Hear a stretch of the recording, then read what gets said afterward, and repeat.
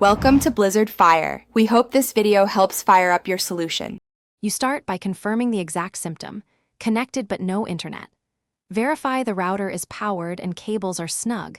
If another device works, the issue is local to your device. Open network settings and note your IP, gateway, and DNS values so you can revert changes if needed. Once done, forget the network and rejoin or toggle Wi-Fi. This clears stale sessions. Make sure to disable VPNs and proxies temporarily, because they often block connections unexpectedly. Now you run deeper diagnostics.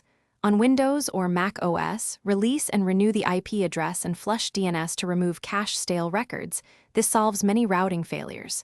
If DNS seems slow or fails, change to public DNS like 1, 1, 1, 1 or 8, 8, 8, 8 and test again.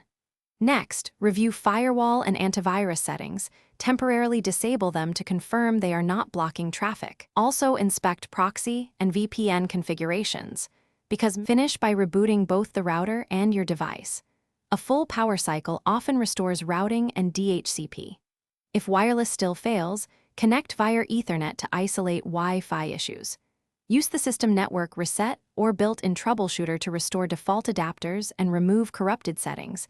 This reinstates the correct stack.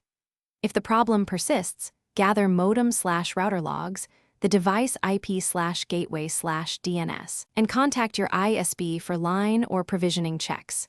Key tip: if nothing works, test a different modem or SIM. Hardware faults mimic network errors.